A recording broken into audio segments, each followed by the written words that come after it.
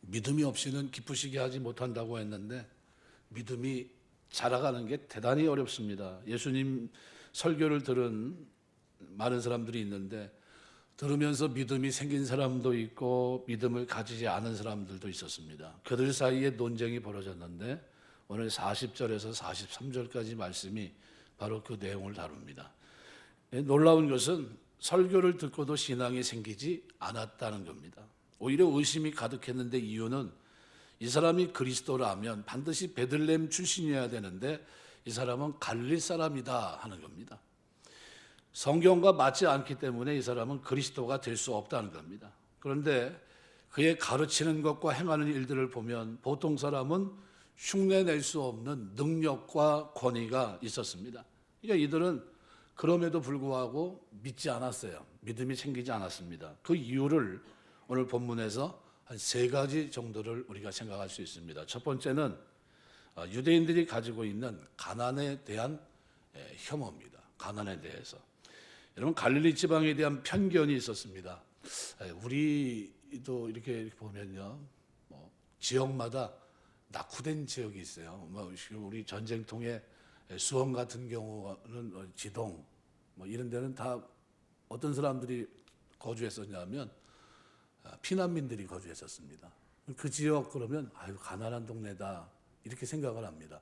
어느 지역이나 옛날 이제 전쟁통에 내려왔던 사람들이 살던 거주했던 곳은 어려운 데가 참 많았습니다. 그래서 저희 집안도 흥남에서 내려왔기 때문에 우리 선친이나 그 형제들이 다 부산, 마산 이렇게 쭉쭉 흩어져 살았어요.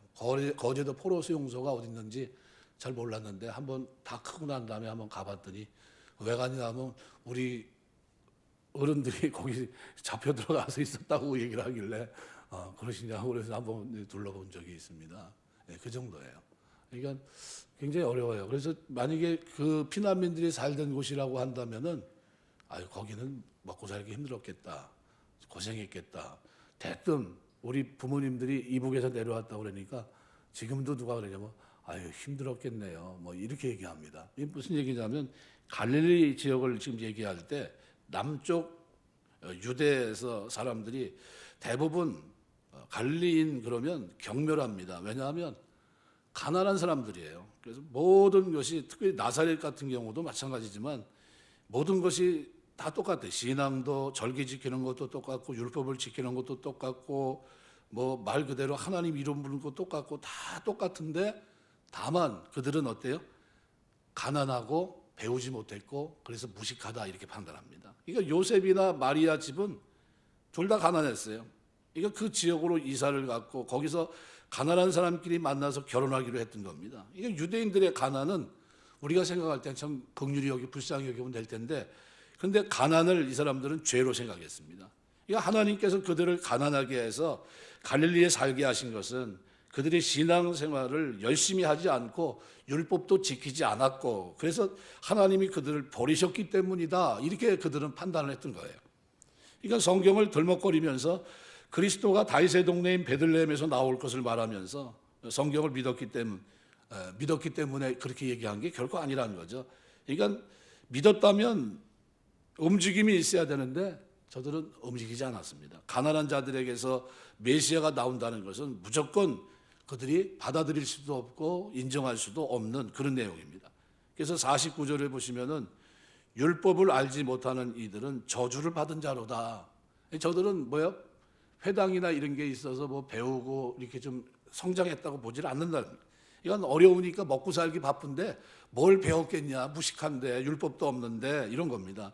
그러니까 갈릴리 사람들은 가난하기 때문에 예루살렘 사람들처럼 율법 교육을 받지 못한 것은 사실은 사실입니다. 그래서 형편이 굉장히 안 좋았어요. 맨날 물고기 잡아야 되고 목수일도 해야 되고 또 그 외에 허드렛 일을 해야 먹고 살기 때문에 힘들었던 겁니다. 그래서 유대인들은 갈릴리 사람들의 이 무식한 것을 죄라고 생각했습니다. 한 예로 니고데모가 예수님을 옹호하는 뒤에 발언을 했습니다.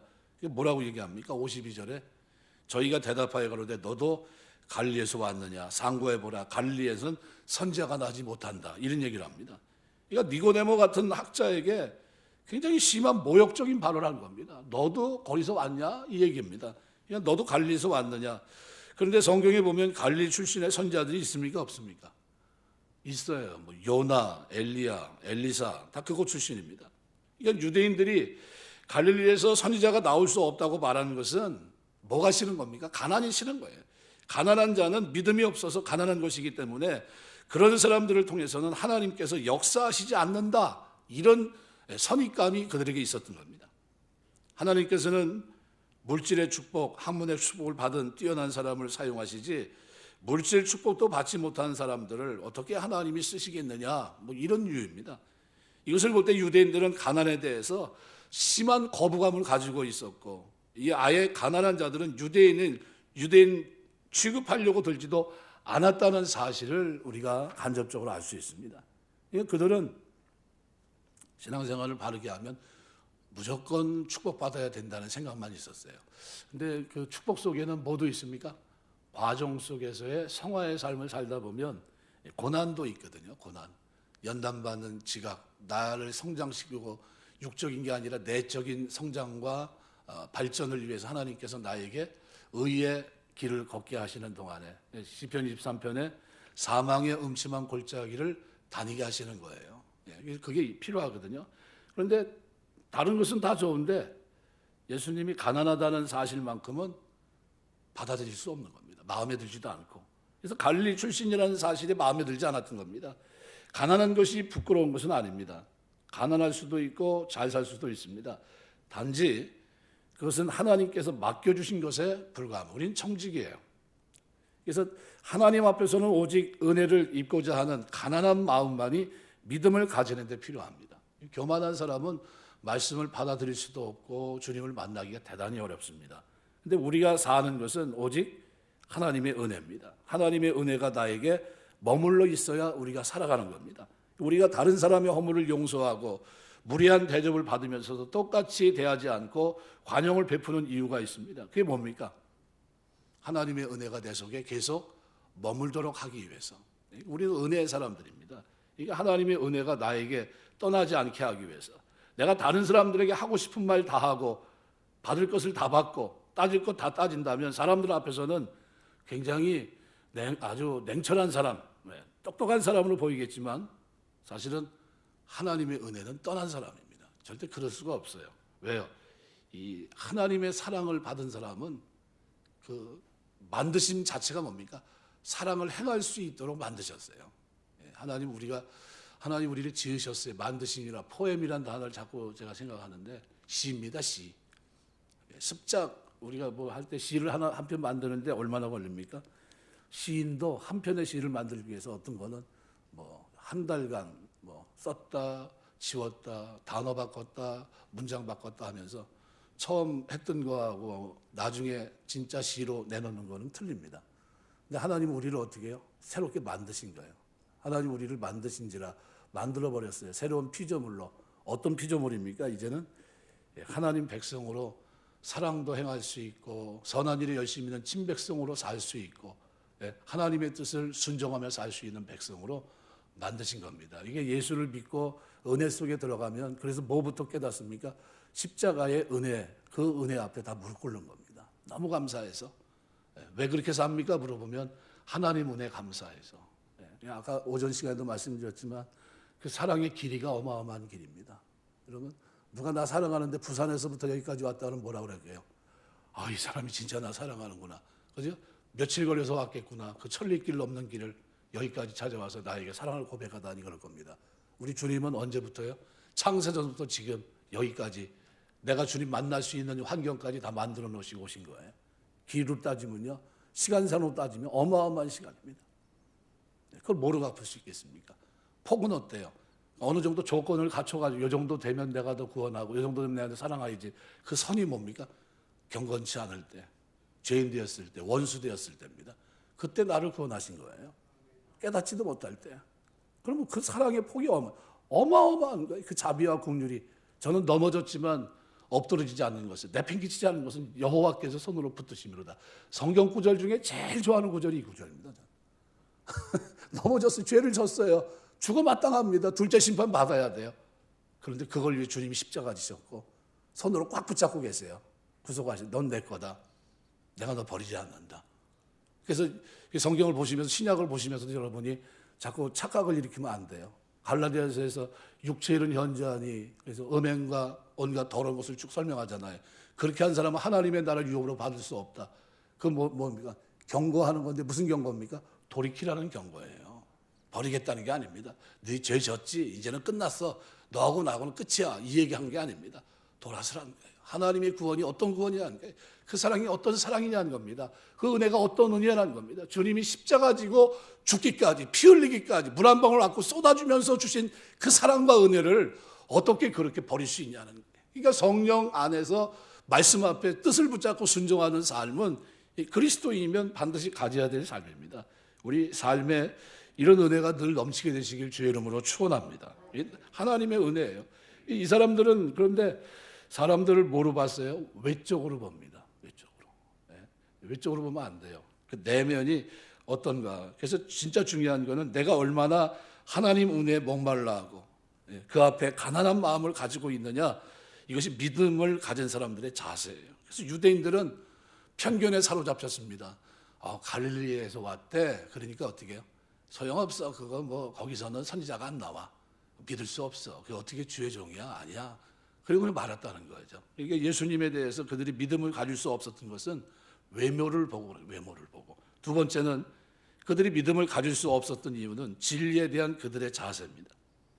두 부류의 사람이 오늘 본문에 등장하는데, 하나는 예수님 말씀을 직접 들은 사람들, 또 한 부류는 그렇지 않고 듣지도 않았는데 판단한 사람들이 있습니다.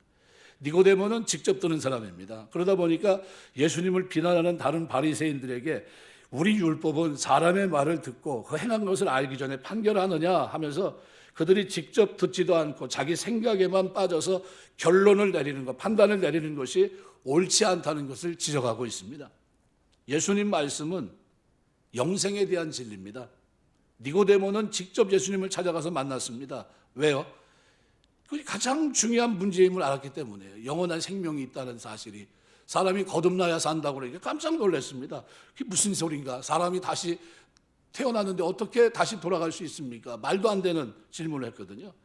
어떤 의사가 환자의 상태에 대해서 얘기하면서 농담이나 하고 그냥 상처에 대해서는 아무런 얘기도 하지 않고 괜찮을 거라고. 그냥 그러면 여러분 뭐라 그럽니까? 아파서 갔는데.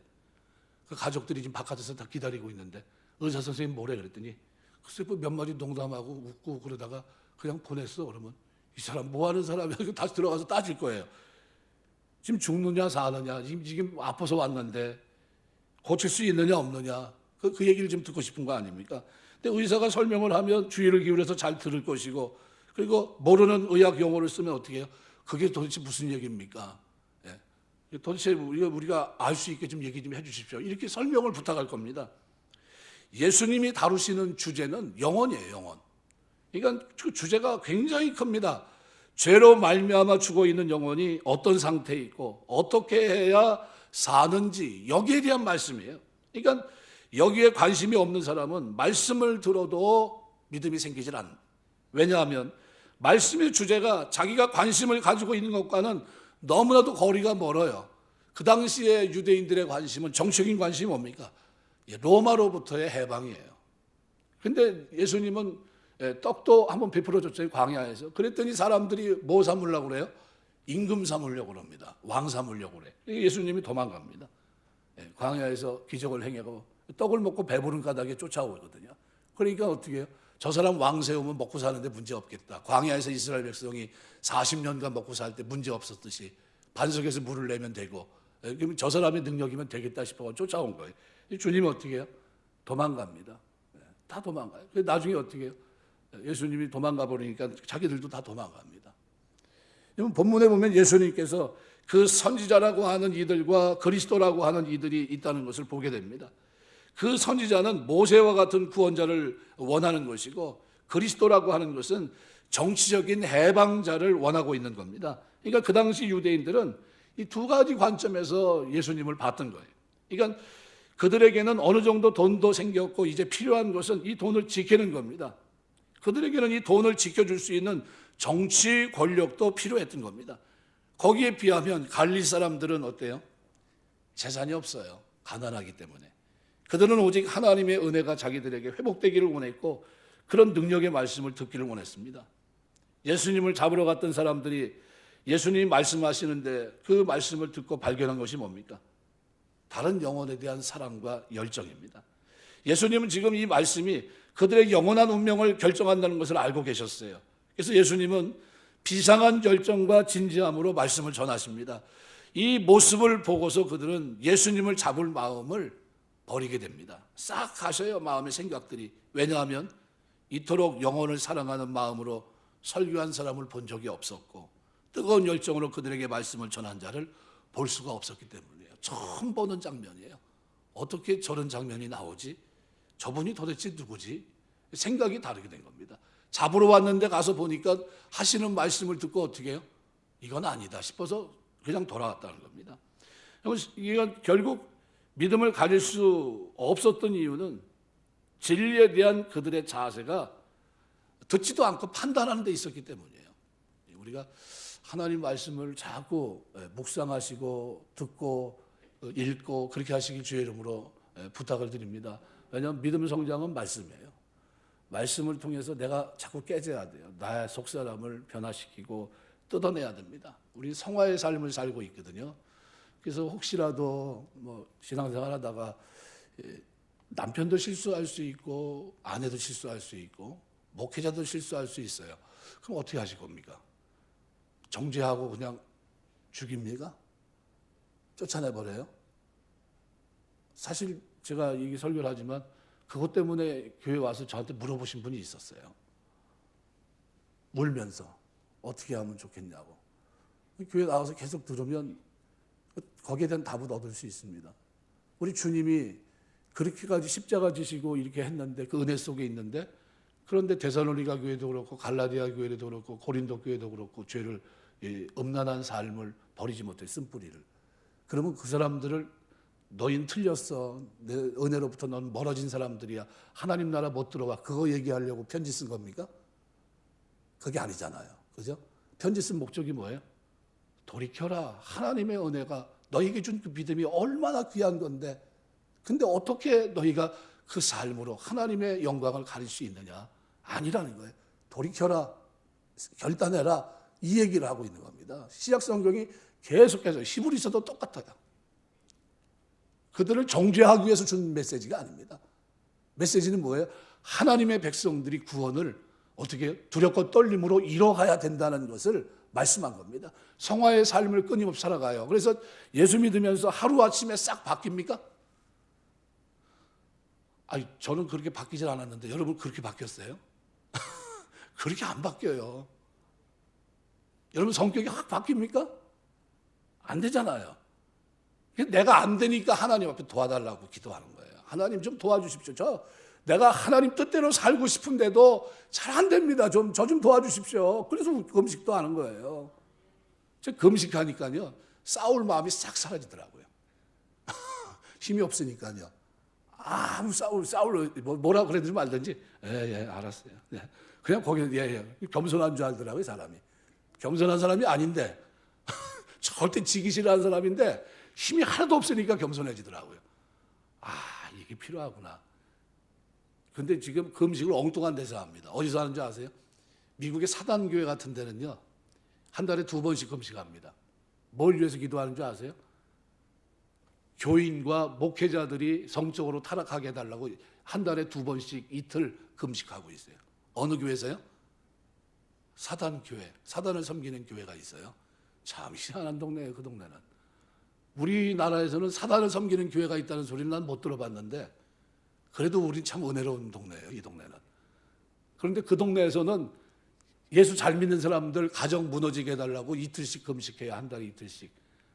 그럼 우리도 금식해야 되지 않겠습니까? 이틀씩. 이틀 하니까 우리도 이틀은 해야 될 거 아니야.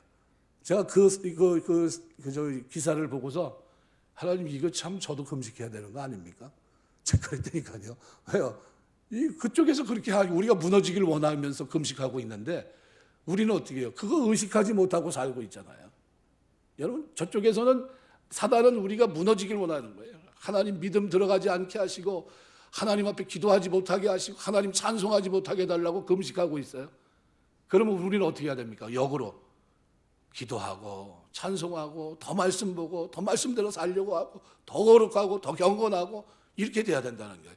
그런데 이상하게 저들이 원하는 대로 서서히 무너져 가요.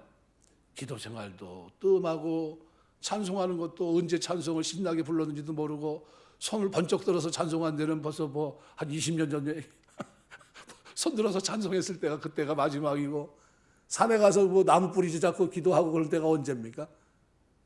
예? 산에 올라가면서 철야기도 하겠다고 밤새 철야한다고 올라가면서 빨리 올라가야 되는데 굴에 지금 누가 들어가 있으면 어떡하지?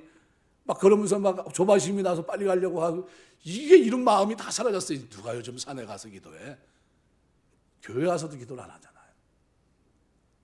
제가 일부러 기도하라고 밤 10시까지 문을 열어놔도 잘 안 와요. 문을 환하게 열어놨는데도 잘 안 와. 낮에 몇 분 와서 기도하세요. 감사해요. 우리 교회는 참 감사해요. 깨어있는 분들이 있어요. 잘 기도하시는 분들이. 여러분이 늘 깨어있게 되시길 주의 이름으로 축원합니다. 깨어있어야 돼요. 그러니까 믿음이 자꾸 생겨야 돼요. 말씀을 듣고 자꾸 생겨야 됩니다. 여러분 삶 속에 믿음이 충만케 되시길 주의 이름으로 축원합니다.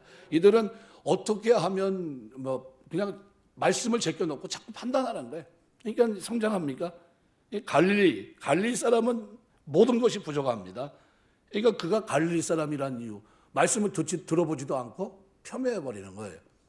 우리가 와보라 한 그대로 여러분이 자꾸 얘기를 해서 복음을 전하게 하시고 또 듣게 하시고, 저희 교회는 영상으로 아침에 올려놓고 있어요. 얼마 전서부터 잘 안 하거든요. 근데 저희 교회 지금 제가 설교한 거니 뭐 이런 거를 이제 데이터에 다 넣고 있어요. 그래서 참 감사하게 아무 때나 들어가서 좀 요즘으로 말하면 부족한 설교지만 그거 다 들을 수 있습니다. 교회 홈페이지 들어가면요. 뭐 야고보서도 다 했잖아요. 한 거 다 들을 수 있습니다. 여러분 한번 쭉 들어보세요. 저는 나름대로 그거를 설명하겠다고 설명한 거예요. 여러분이 보시면서 여러분 믿음에 도움이 됐으면 좋겠습니다. 그래서 그거를 이제 내년도에는 더 할 겁니다. 뭐 사도신경서부터 해서 십계명, 하이델베르크 신앙 고백서 뭐 이런 거 하나하나 다 집어넣을 거예요. 그래서 비대면이라고 해서 가만히 주저앉아 있는 시간이 아닙니다. 그 시간에 영상 보시면 돼요. 영상 보시면서 하나님 앞에 가까이 가셔야 돼요. 기도하시고. 세 번째로 변화의 가능성입니다. 마태복음 11장 25절, 26절 말씀해 보면 이렇게 말합니다. 그때 예수께서 대답하여 이르시되 천지의 주제이신 아버지여, 이것을 지혜롭고 슬기 있는 자들에게 숨기시고 어린아이들에게 나타나심을 감사하나이다. 옳소이다. 이렇게 된 것이 아버지의 뜻이니이다. 하나님께서 어떤 사람들에게는 진리를 감추십니다. 아무리 말씀을 듣고 성경을 읽어도 깨닫지 못하게 하십니다. 왜 그럴까요? 말씀을 들어도 깨닫지 못하는 자는 변화를 거부하는 사람들이에요. 무당은요, 복채만 갖다 주면 돼요. 내가 삶을 바꿀 이유가 없습니다. 문제만 해결해 주면 됩니다. 교회는 무당이 아니에요. 하나님 앞에 복채 갖다 던지는 게 아닙니다. 교회는 뭘 얘기합니까? 하나님은 우리가 변화될 걸 얘기합니다. 그러니까 하나님께서 우리에게 말씀하는 이유는 우리를 변화시키려고 하는 거예요. 성화의 삶을 살 수 있도록 하시기 위해서. 그런데 성화에 대한 의지와 여기에 대한 결단이 없으면 말씀을 굳이 들어야 될 이유가 있습니까? 없어요. 말씀 없어서 종이 어떻게 해요? 듣고 순종하겠다는 거예요. 그래서 베드로전서 성경을 보시면요, 1장에 인사말에 내가 그 금요 철야기도 때 잠깐 그 부분을 이제 설명했는데 한번 보실까요? 베드로전서 1장에 보면 2절에 이렇게 말합니다. 하나님 아버지의 미리 아심을 따라 성령이 거룩하게 하심으로 순종함과 예수 그리스도의 핏부림을 얻기 위하여 택하심을 받은 자들에게 편지하노니 은혜와 평강이 너에게도 많을지어다. 놀라운 사실은 뭐라고 얘기합니까? 하나님 아버지의 미리 아심과, 그죠? 하나님 아버지가 여러분을 미리 아셨어요. 성령이 거룩하게 하심으로 뭐예요? 순종함과, 성령이 우리 안에 내주하시면서 우리를 어떻게 해요? 거룩하게 하시고 말씀 하나님의 뜻을 앞에 순종하게 하시고, 그 다음에 어떻게 예수 그리스도의 핏부름을 얻기 위하여 택하심을 받은 자들, 예수님의 구속, 그 은혜, 십자가의 피 흘림을 받을 수 있도록 택하신 자들이라는 겁니다. 이런 자들에게 뭐예요? 은혜와 평강이 너희에게 너무 많을지어다. 이런 사람이 은혜로 말미암은 평강이 너희에게 임하기를 원한다. 이게 인사말이에요. 그러니까 무슨 얘기예요? 성부, 성자, 성령 하나님이 미리 아시고 예수께서 그를 위해 피를 흘리시기 위해 택하셨고, 성령은 어떻게 해요? 거룩하게 하시고 순종케 하시는 능력이 우리 속에서 그 일을 하시는 거예요. 그러니까 말씀을 듣고 변화되는 겁니까? 안 하는 겁니까? 변화예요, 변화. 하나님 은혜로 인한 변화예요. 하나님의 구속으로 인한 변화예요. 하나님의 사랑으로 인한 변화입니다. 변화가 없으면 죽은 거예요. 변화가 없으면. 그래서 여기 본문에도 하나님께서 우리에게 말씀하는 이유는 우리 변화입니다. 믿음은 자기 자신에 대해서 심한 실망을 느끼게 됩니다. 왜요? 한계를 보니까. 아무래도 잘 안 돼요. 자기 자신의 마음에 드는 구석이 있어야 되는데 자기 마음에도 신앙을 이렇게 하다 보니까 어때요? 마음에 드는 구석이 별로 없어요. 믿음은 누군가가 자기를 다른 사람으로 바꿔주었으면 좋겠다는 생각을 바로 그 사람이 가지게 된다는 거예요. 예루살렘 사람들은 예수님 말씀을 듣고서도 믿음을 가지지 못했습니다. 왜요? 변화의 생각이 없어요. 성화의 삶이 필요 없고 그들은 원하지 않았어요.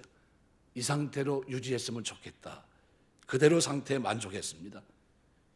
그러나 주님의 말씀을 들을 때마다 주님은 그들에게 변화를 요구하셨어요. 변화돼야 된다고. 자라가야 된다는 겁니다. 그러나 그들은 그것을 거부했고 따라서 말씀이 그들 속에 들어가 그들을 변화시켜 놓을 수 없었습니다. 믿음은 말씀을 변화되기를 원하는 사람들의 것입니다. 여러분, 우리가 하나님 말씀을 들으면서 끊임없이 날마다 새롭게 되시길 주의 이름으로 축원합니다. 새로워져야 돼요. 주여, 오늘 이 말씀으로 나를 변화시켜 주옵소서. 이게 우리의 기도가 돼야 돼요. 날마다 잠언서를 이제 묵상하는데 그 말씀을 들으면서 주여, 오늘 들은 이 말씀이 나를 새롭게 하시고 변화되게 하시고 그대로 살아갈 수 있는 능력을 주옵소서 기도하시는 겁니다. 새벽에 나와 기도하시잖아요. 기도하면서 그렇게 하는 거예요. 하나님, 오늘 이마 주신 말씀이 나를 변화시키게 없어서 나는 살만한 능력이 없습니다. 이길 능력도 없고 힘도 없습니다. 지혜도 없습니다. 지혜와 명철로 나를 채워주옵소서. 하나님의 지혜로, 그 명철이 뭡니까? 선악을 분별하는 능력, 진리와 비진리를 구분하는 그 능력으로 나를 덧입게 하셔서 좁은 길, 의의 길, 거룩한 길 걸어갈 수 있도록 도와주옵소서. 힘주시옵소서예요.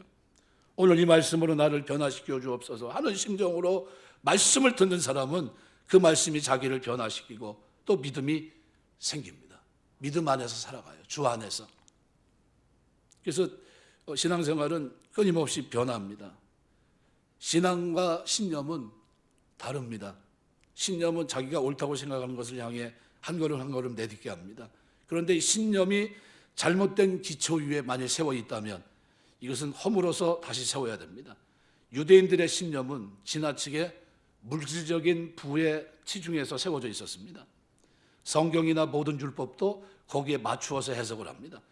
무조건 부자가 되는 것이 하나님 뜻이고 하나님은 내가 잘 되기를 원한다는 것이 그들의 신념이었습니다.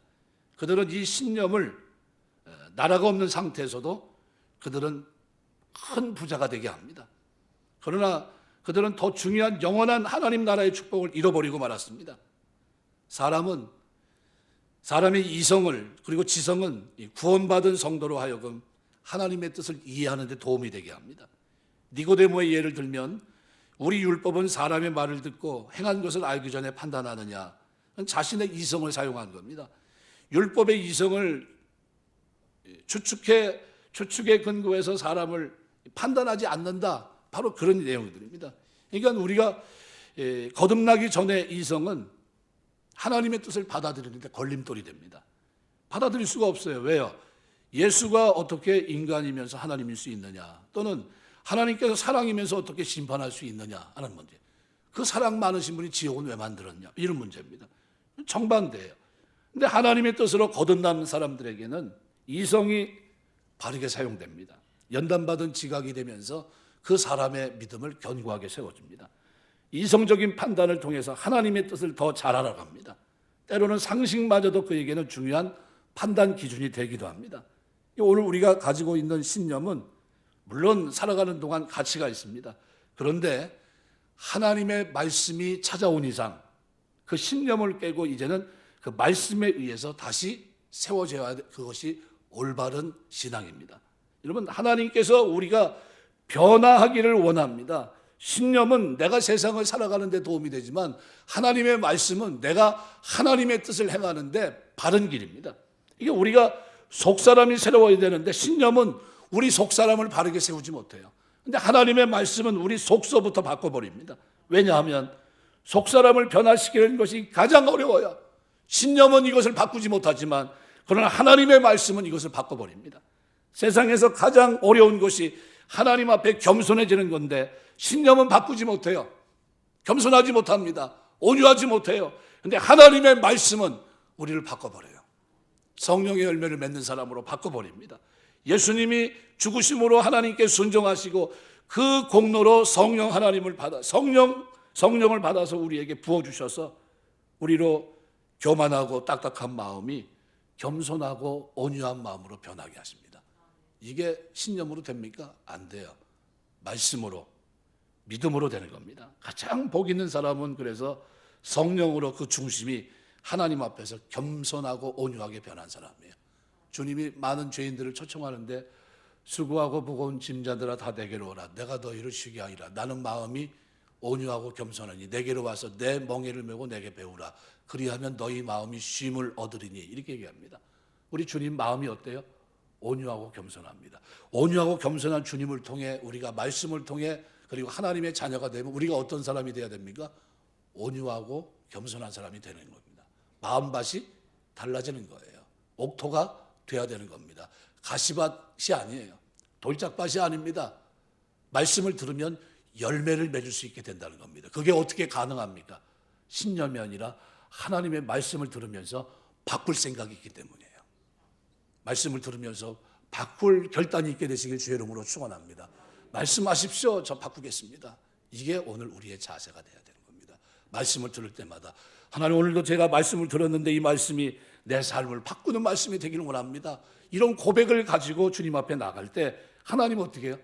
믿음이 자라가는구나. 그래서 주님은 처음에 제자들에게 사람들이 나를 누구라 하느냐 이렇게 이게 물어보지 않았어요. 어느 정도요? 십자가 지시기 전에 이제 물어봅니다. 사람들이 나를 누구라 하느냐? 더러는 선지자, 서로는 예레미야, 서로는 선지자 중에 하나라고 이런저런 얘기를 합니다. 너희는 나를 누구라 하냐 이렇게 물어봐요. 그랬더니 뭐라고 얘기합니까? 주는 그리스도시여 살아계신 하나님의 아들입니다. 그랬더니 그 고백을 듣고서 예수님이 어떻게 그 믿음이 자라간 모습을 보고서 바요나 시몬아 내가 복이 있다 하면서 그를 축복합니다. 예, 그는 고백 그거 한 번뿐이 없는데 그 다음에는 어떻게 해요? 뚱뚱한 얘기를 하잖아요. 그런데도 주님은 어떻게 해요? 덮어주십니다. 덮어주시고 그 잘못된 모든 것들을 붙잡고서 어떻게 해요? 믿음이 자라가게 하시고 하나님을 알아가게 하시고 그 속에서 자라가게 하시면서 나중에 초대교회가 하나님의 복음 역사를 이뤄나갈 때 사도 베드로가 얼마나 크게 쓰임받습니까? 그 무식한 사람이 어떻게 보면 아무짝에도 쓸모없는 갈릴리 사람이 어떻게 그렇게 큰 쓰임을 받습니까? 이유는 말씀을 통해서 어떻게 해요? 받아들이기 때문에, 말씀을 통해서 어떻게 자기가 변화될 생각을 가졌기 때문이에요. 그러니까 끊임없이 성장해서 위대한 고백도 하고 나중에는 어떻게 해요? 하나님을 위해서 크게 쓰임받는 그런 일꾼이 됐던 겁니다. 오늘 신념은 세상에서 효과가 있지만 저 세상까지는 효과를 미치지 못합니다.